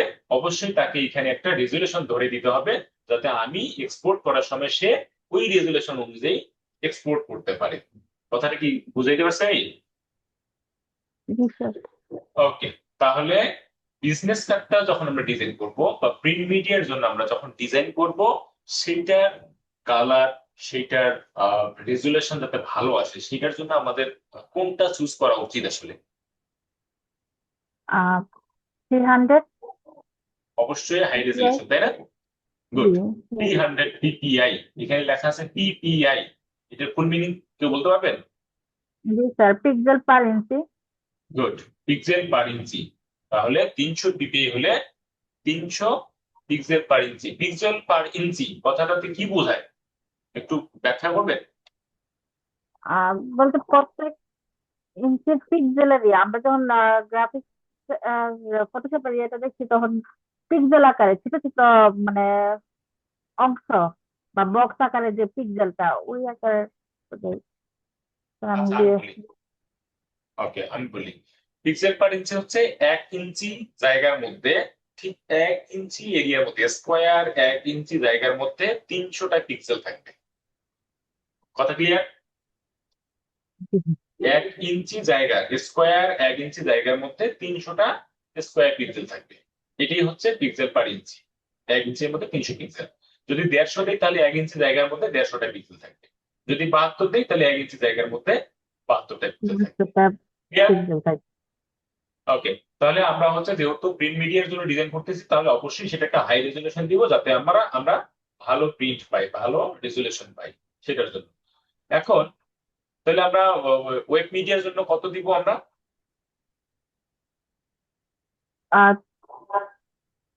300 পার ইঞ্চি। আমরা ওয়েব মিডিয়ার জন্য যখন ডিজাইন করবো তখন অবশ্যই 72 রেজলিউশন দিব। কেন 72 দেব? দেখেন এখানে অটোমেটিক লেখাই আছে, স্যার দেখেন স্ক্রিন লেখা আছে, তার মানে কি স্ক্রিনে দেখার জন্য 72 রেজলিউশনটা আদর্শ মাপ। 72 রেজলিউশনটা দিলে কি হয়, ডিজাইনটার যে সাইজ, হ্যাঁ ডিজাইনটার যে প্রপার্টিস সেটা কিন্তু কমে আসে। কমে আসার ফলে কি হয়, এটা ওয়েবসাইটে লোডিং নিতে সময় কম লাগে, খুব দ্রুত ভিজিবল হয় এবং খুব দ্রুত আমরা দেখতে পারি। এইটার জন্য সাধারণত আমরা স্ক্রিন মোডে 72 রেজলিউশন দিয়ে থাকি। কথা বুঝছেন? স্যার এই জায়গাটা আরেকটু দেখতে বলবেন। ওয়েব মিডিয়ার জন্য মানে স্ক্রিনে, যেহেতু আমরা স্ক্রিনে দেখবো বা বিভিন্ন ধরনের ধরেন কাউকে শেয়ার করবো, আমি ধরেন 300 রেজলিউশন দিয়ে একটা ডিজাইন তৈরি করলাম, 300 রেজলিউশন দিয়ে যখন একটা ডিজাইন বানাবো, সেই ডিজাইনটা যদি আমরা প্রিন্ট না করে ওয়েবে ইউজ করি, সেক্ষেত্রে সেটার প্রপার্টিস যেটা আছে, সেটার জায়গা যেটা দখল করবে, সেই জায়গাটা কিন্তু অনেক বড় জায়গা লাগবে তার, মানে অনেক ভারী সাইজের একটা ইমেজ তৈরি হবে। হ্যাঁ, ধরেন ওই যে 10 এমবি হতে পারে, একটা ইমেজের সাইজ হতে পারে 10 এমবি। তাহলে 10 এমবি যখন সাইজ হবে, তখন কিন্তু সহজে সেটা আপলোড নিতে চাইবে না, তাকে সময় লাগবে। সময় লাগবে না? হুম। তাহলে অনেকে তাহলে সেটা দ্রুত ভিজিবল হবে না, অনেকে দ্রুত দেখতেও পাবে না। আমরা অনেক সময় দেখি না, যখন ডাটা স্লো থাকে বা নেট যখন স্লো থাকে, তখন অনেক সময় আমরা হ্যাঁ অনেক বলে ইমেজ দেখতেই পাই না, তাই না? লোডিং নেয়। তো এই যে বাফারিং করে লোডিং নেয়, সেটাকে আমরা হচ্ছে সহজে এড়াতে পারবো যদি আমরা এটাকে 72 রেজলিউশনে দিই। আর যেহেতু স্ক্রিন সাধারণত খুব বেশি রেজুলেশন যদি আমরা ইউজ করি, মানে এত বেশি পিক্সেল আসলে কাউন্ট করতে পারে না, 72 রেজুলেশনটা খুব সহজে সে নিতে পারে, এই জন্য আমরা আসলে 72 রেজুলেশনটা ইউজ করে থাকি। ঠিক আছে, ঠিক আছে। সেটাই। তাহলে আমরা ওয়েব, এটা যেহেতু আমরা বিজনেস কার্ডের জন্য করতেছি, সেহেতু হচ্ছে আমরা এখানে 300 রেজুলেশন।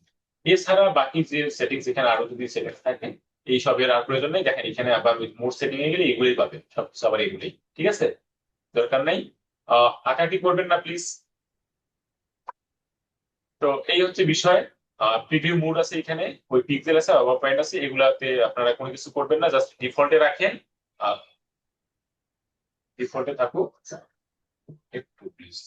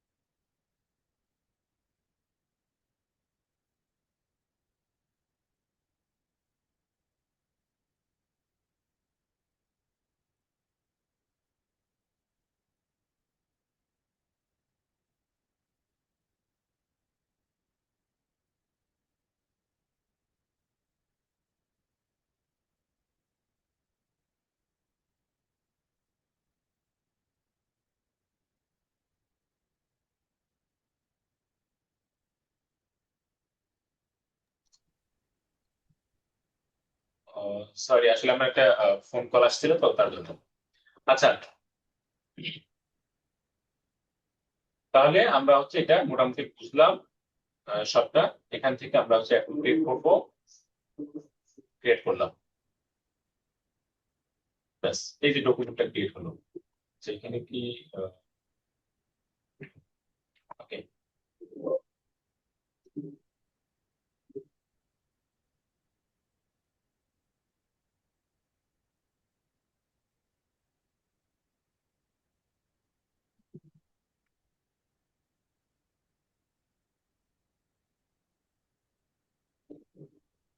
আপনারা আঁকাআঁকি করতেছেন কেন?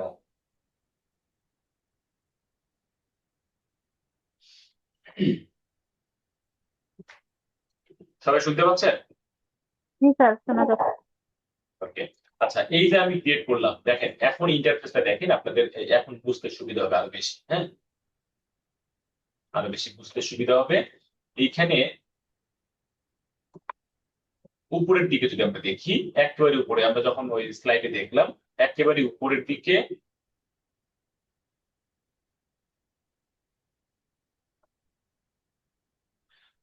আচ্ছা একেবারে উপরের দিকে মেনু বার, হ্যাঁ, যেটাকে আমরা হচ্ছে অ্যাপ্লিকেশন বার বলতেছিলাম, সেটা হচ্ছে এখানে আছে। এখানে অনেকগুলো অপশন আছে। এই যে ফাইল আছে, ফাইল থেকে আমরা অনেক অপশন পাবো। এখানে সেভ করবো, এক্সপোর্ট করবো, একটা ডকুমেন্ট ক্রিয়েট করলাম। আচ্ছা আমরা দেখি সেভ করার বিষয়টাকে দেখি সবার আগে, এটা হলে আরো বেশি ভালো হয়। তার আগে আমি এখানে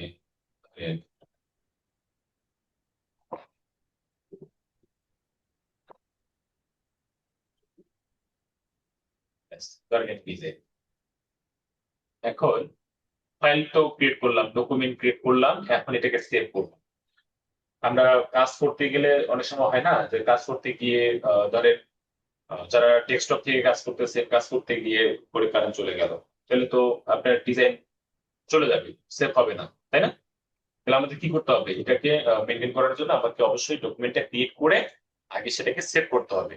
কারণ আমার কোনো কিছুই থাকলো না, তাহলে আমাকে তার আগে আমাকে সেভ করে নিতে হবে। আমি কি করব, এখান থেকে আগে সেভ করব। এখানে সেভ আছে, সেভ থেকে লোকেশন ঠিক করে দিব। কারণ আমি পিসিতে এই এখানে গেলাম, এখানে ধরেন আমি ফোল্ডার ক্রিয়েট করি, নাম দিই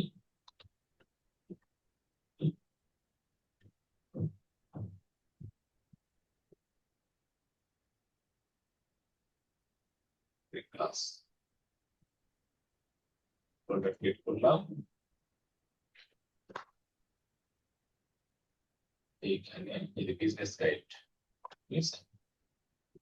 সেভ করলাম, সেভ, এই তো সেভ করে দিলাম। এখন আমি যখন কাজ করব তখন অবশ্যই কন্ট্রোল এস চাপবো। এখন যখনই কাজ করব বেশি মানে 2 মিনিট 5 মিনিট পর পর আমি হচ্ছে কন্ট্রোল এস চাপবো, তাহলে কি হবে, আমার কাজটা সেভ থেকে যাবে, এটা লস করার সুযোগ নেই, তাই না? এটা আপনাদের সুবিধার জন্য আপনারা করবেন। আর যারা ল্যাপটপ থেকে করে তাদের তো সমস্যাই নেই, কারেন্ট গেলেও কি আর না গেলেও কি একবারে শেষেও সেভ করতে পারেন চাইলে। তবে আগে সেভ করা ভালো, কারণ অনেক সময় ই করে ওই আপনার সফটওয়্যার হ্যাং করে, হ্যাঁ, তখন আবার সমস্যা সব চলে যায়। এটার জন্য অবশ্যই আপনারা আগে সেভ করে রাখবেন, ঠিক আছে? তা আপনাদের জন্য সুবিধা হবে। আচ্ছা এখন এইখানে এটা তো গেল সেভ করলাম আমরা ফাইলটা, তাই না? এখন আমি চাচ্ছি এটা, আচ্ছা কোন ফরম্যাটে সেভ করবো বলতে পারবেন? আমি যে সেভ করলাম ডিফল্ট যেটা সেভ, সেটা আসলে কি ফরম্যাটে সেভ হয়, কেউ একজন বলেন তো? স্যার বুঝি নাই প্রশ্নটা। আমরা এই যে ফাইলটা সেভ করলাম, ডকুমেন্টটা সেভ করলাম, সেটা কোন ফরম্যাটে সেভ হলো? এআই, এটা বা ইলাস্ট্রেটর। গুড, অ্যাডোবি ইলাস্ট্রেটর, অর্থাৎ এটা ইআই ফরম্যাটে সেভ হয়েছে, তাই না? এটা আমার র ফাইল, এটা আমার ডিফল্ট ফাইল, এবং এইখানে আমার অনেক কিছু থাকতে পারে, তাই না? আচ্ছা এবার আমি চাচ্ছি এটা এআই ফাইল সেভ করবো না, আমি আমার ক্লায়েন্টকে ইপিএস ফাইল পাঠাবো। ইপিএস ফাইল, আমার ক্লায়েন্টকে আমি ইপিএস ফাইল পাঠাবো। ইপিএস টা ভেক্টর ফাইল নাকি রাস্টার ফাইল, কেউ বলতে পারবে? ইপিএস ফাইল ফরম্যাট, আচ্ছা না, ভেক্টর ফাইল আমি বলি। ইপিএস হচ্ছে ভেক্টর ফাইল ফরম্যাট। ধরেন এরকম হতে পারে, আপনি এআই তে ডিজাইন করলেন, করার পরে এই এআই ফাইলটাই যদি আপনি আপনার ক্লায়েন্টকে পাঠান, আর ওই ক্লায়েন্ট যদি বাইরের কোনো ক্লায়েন্ট হয়, বাইরের দেশের কোনো ক্লায়েন্ট হয়, সেই ক্লায়েন্টের কাছে যদি অ্যাডোবি ইলাস্ট্রেটর না থাকে, বা ও যদি অ্যাডোবি ইলাস্ট্রেটর না চিনে থাকে, তাহলে কিন্তু সেই এআই ফাইলটা সে ওপেন করতে পারবে না। পারবে বলেন? না। পারবে না। তাহলে তাকে এমন একটা ভেক্টর ফাইল তাকে পাঠাতে হবে, যে ফাইলটা সে যে কোনো ধরনের ভেক্টর সফটওয়্যারে ওপেন করতে পারে। এইটার জন্য সাধারণত আমরা ক্লায়েন্টকে ইপিএস ফাইল পাঠাই, ভেক্টর ফাইল হিসেবে ইপিএস ফাইল পাঠাই, অথবা পিডিএফ ফাইলও পাঠাতে পারি। পিডিএফ, ইপিএস এইগুলো যদি আমরা পাঠাই, তাহলে সে চাইলে ইপিএস টা যে কোনো ধরনের ভেক্টর সফটওয়্যারে সে চাইলে এটাকে ওপেন করতে পারবে। কথা বুঝছেন? জি স্যার। আচ্ছা তাহলে আমি যদি এখন এটাকে ইপিএস ফাইল সেভ করতে চাই, সেক্ষেত্রে কি করব বলেন তো? স্যার এই অপশন আমি জানি না। আচ্ছা, আমরা হচ্ছে সেভ অ্যাজ অপশনে যাব। দেখেন সেভ অ্যাজ, এতক্ষণ তো সেভ করছি, বাট আবার যদি এখানে যদি কাজ করি আবার যদি সেভ করি, দেখেন এখানে সেভ অপশন নাই। বাট আমি যদি এখানে আবার নতুন কিছু করি, এইবার যদি সেভ করতে চাই, তাহলে কিন্তু সেভ অপশন আছে। বাট কি হবে সেটা, আবার ওই এই ফরম্যাটে ডিফল্ট ফাইলেই সেভ হবে। আমি চাচ্ছি না এটা এভাবে সেভ করতে, আমি চাচ্ছি এটা ইপিএস ফরম্যাটে সেভ করবো। তাহলে অ্যানাদার ফরম্যাট, নতুন কোন ফরম্যাটে সেভ করতে গেলে অবশ্যই আমাকে সেভ অ্যাজ অপশনে যেতে হবে। সেভ অ্যাজ অপশনে গেলাম, গিয়ে এইখানে এবার এই যে দেখেন সেভ অ্যাজ টাইপ, এইখানে আমি ইপিএস করে দিলাম, ইলাস্ট্রেটর ইপিএস, এই যে ইপিএস ইপিএস দিলাম। দিয়ে এবার যদি আমি এটাকে সেভ করি, সেভ করলাম। এবার যদি আমরা দেখি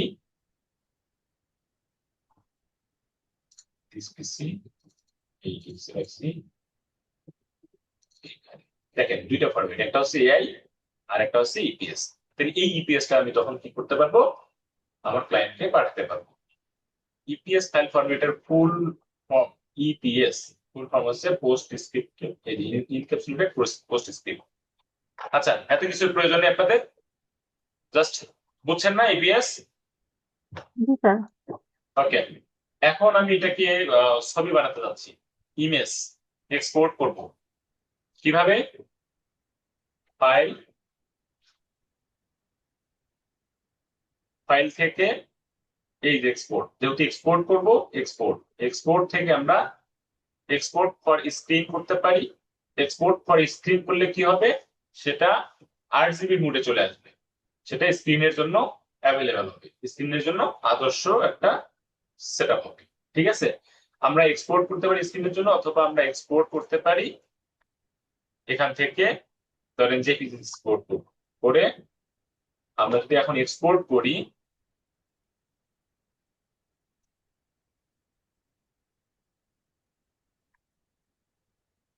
এখানে পিএনজি অপশন আছে, জেপিজি অপশন আছে, এই দুইটা অপশন আমরা এখান থেকে ইউজ করব। এখানে ফটোশপ ডকুমেন্টও এক্সপোর্ট করা যায়, হ্যাঁ, তারপরে এসভিজি তে এক্সপোর্ট করা যায়। এই ফরম্যাট গুলো, এতগুলো ফরম্যাট আপনাদের জানতে হবে না, মোটামুটি ফরম্যাট জানবেন হচ্ছে জেপিজি, পিএনজি। পিএনজি আমরা আলোচনা করব, এখানে এসভিজি আছে, এখানে ফটোশপ ডকুমেন্ট ফাইল আছে, আমরা এইগুলো নিয়ে, এগুলো আমাদের প্রয়োজন পড়বে। ঠিক আছে, তো জেপিজি, আমি যদি জেপিজি দিই, এখন এখানে দেখেন একটা অপশন আছে ইউজ আর্টবোর্ড, ইউজ আর্টবোর্ড। এই ইউজ আর্টবোর্ডে যদি আমি টিক মার্ক করি, তাহলে কি ঘটতে পারে? ইউজ আর্টবোর্ডে টিক করলে আমরা ওই যে সাদা যে আর্টবোর্ড দুইটা আছে না, সেই আর্টবোর্ডের উপরে যা থাকবে শুধুমাত্র তাই এক্সপোর্ট হবে। এর বাইরে যদি কোনো কিছু থাকে, তবে সেটা এক্সপোর্ট হবে না। কথা বুঝছেন?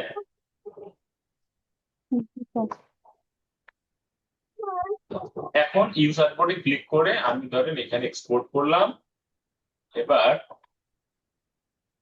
এখানে এখান থেকে রেজুলেশনটা চেঞ্জ করে দিবেন, হ্যাঁ, এটা ডিফল্ট ভাবে দেওয়া থাকে, তো আপনারা এখান থেকে 300 করে দিবেন, দিয়ে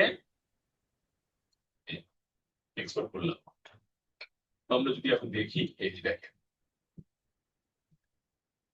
দুটো ইমেজ তৈরি হয়েছে, এটা একটা, এই যে পুরো আর্টবোর্ড দেখছেন, আমরা ইউজ আর্টবোর্ড দিছিলাম না, ইউজ আর্টবোর্ড দেওয়ার জন্য এখানে পুরো আর্টবোর্ড, সাদা যে আর্টবোর্ডটা ছিল সেই আর্টবোর্ড সাইজ অনুযায়ী এখানে পুরোটাই সেভ হয়ে গেছে ডিফল্ট ভাবে। ঠিক আছে, আর একটা হচ্ছে এটা, দুইটা আর্টবোর্ড ছিল, দুইটা আর্টবোর্ডের জন্য দুটো ইমেজ তৈরি হয়ে গেছে। জয়টা আর্টবোর্ড থাকবে তো একটা ইমেজ তৈরি হবে। এখন আমার যদি এখানে এরকম থাকে, ধরেন এখানে এটা আছে, এটা আছে, এরকম আছে, এবার যদি আমি এখানে সেভ করি, এক্সপোর্ট করি, এক্সপোর্ট করলাম, আমি চাচ্ছি সবকিছু এক্সপোর্ট করবো, তখন আমরা এখানে ইউজ আর্টবোর্ড দিব না। এবার আমি যদি এক্সপোর্ট করি, এবার দেখেন কি করবো, এই দেখছেন কি ঘটছে বলেন, এখানে যা আছে সবকিছু এক্সপোর্ট হয়ে গেছে, মানে যত শেপ আছে, যত ডিজাইন থাকবে, যত কিছু থাকবে, সবকিছু মিলে একটা ইমেজ তৈরি হবে। কথা বুঝছেন? তাহলে অবশ্যই আমাদের আমরা কি করব, আমরা ডিজাইন শেষ করার পরে ওই ডিজাইনের যে অ্যাকচুয়াল জায়গাটা, সেটাকে এক্সপোর্ট করার জন্য আমরা ইউজ আর্টবোর্ড ক্লিক করে দেন এক্সপোর্ট করব। ওকে, তাহলে এইখানে এই যে আর্টবোর্ড, আর এই পুরোটা ডকুমেন্ট, তাই না?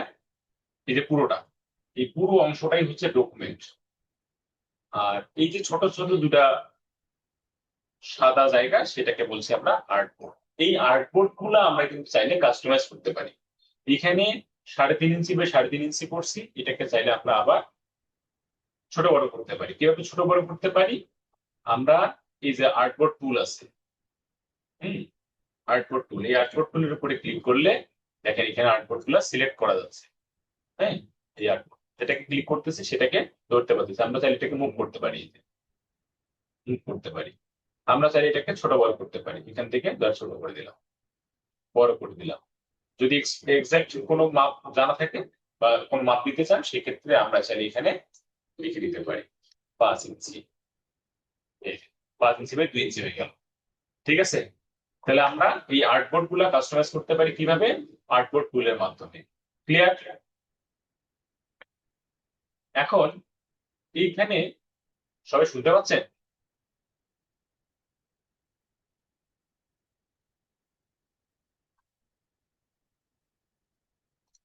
আমাকে কি শুনতে পাচ্ছেন?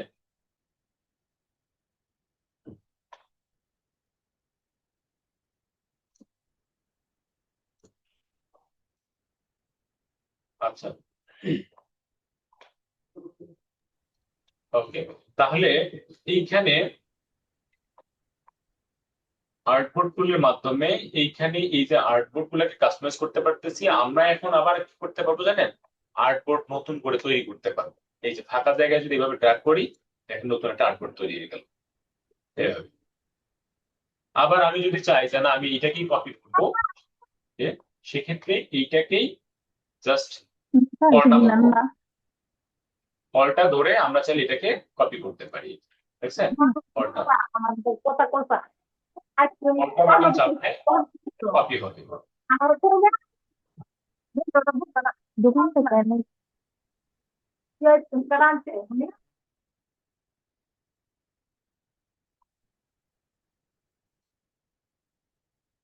তাহলে এটা হচ্ছে আর্টবোর্ড টুল। ক্লিয়ার সবাই?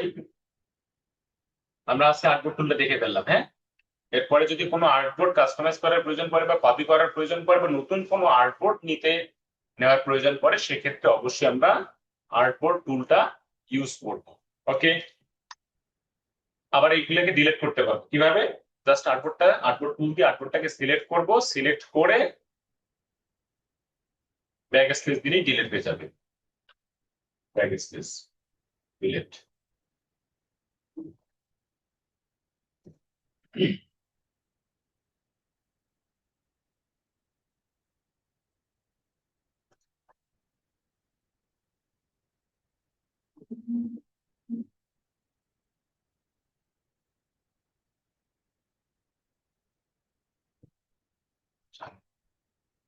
পরে দিচ্ছি আর একটু ক্লাসটা, আর কিছুক্ষণের মধ্যে আমরা এটা করবো, তারপর আমি আপনাকে কথা শুনবো। আচ্ছা, তাহলে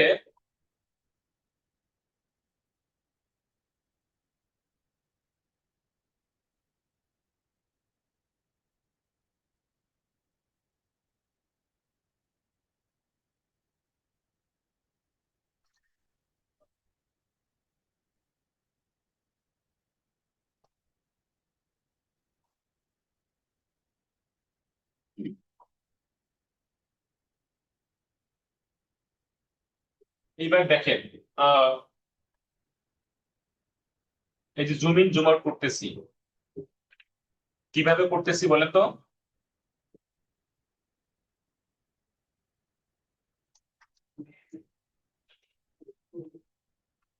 অলটা শোনেন, অলটা চাপ দিবেন, অলটা কিবোর্ড থেকে অলটা বাটনটা চাপ দিবেন, চাপ দিয়ে মাউস স্ক্রল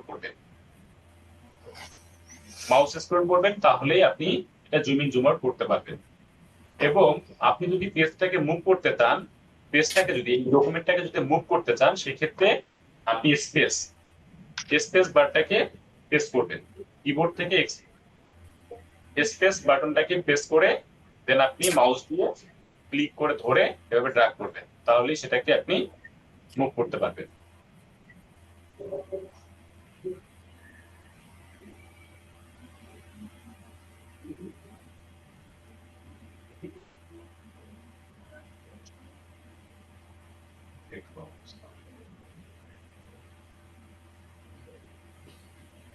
অপ্পো,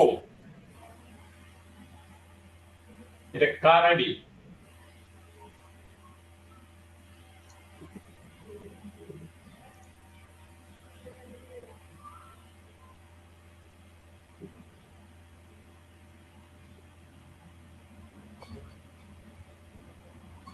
বুঝলাম না, এমন করলে হয়?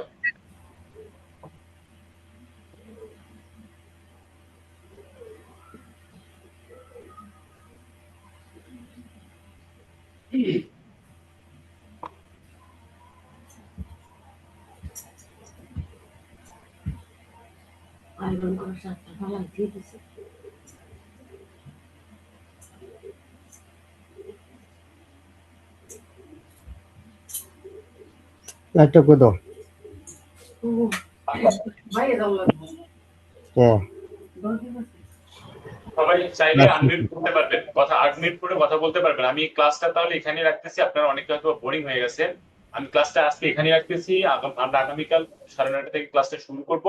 এখন এই মুহূর্তে যারা আছেন ক্লাসের মধ্যে তারা চাইলে আপনাদের কারো কোনো প্রশ্ন থাকলে আপনারা জিজ্ঞেস করতে পারেন, কথা না বুঝলে আমাকে জিজ্ঞেস করতে পারেন, আমি সেটা আলোচনা করে দেবো। ক্লাস রেকর্ডটা দাও। ক্লাসটা তো ছিল, আর একটু করলে ভালো ছিল না? স্যার পুরো ক্লাসটা আবার একটু ওভারভিউ করে দিলে ভালো হতো। স্যার এগুলো এগুলো তো রেকর্ড দেওয়াই হবে, আর ওগুলা দেখে নিলেই হবে। হ্যাঁ, আবার ওভারভিউ করতে হবে না, আপনারা ওই রেকর্ড দিয়ে দিব, আপনারা রেকর্ড দেখে নেবেন। হ্যাঁ, কোথাও যদি বুঝতে সমস্যা হয় আপনারা রেকর্ড দেখে নেবেন, তাহলে পেয়ে যাবেন। স্যার এগুলা তো আমাদের ধারণা আগেই দেওয়া হয়েছে, আমরা এগুলো করছি। স্যার সেটাই। ভালো হয়েছে খুব।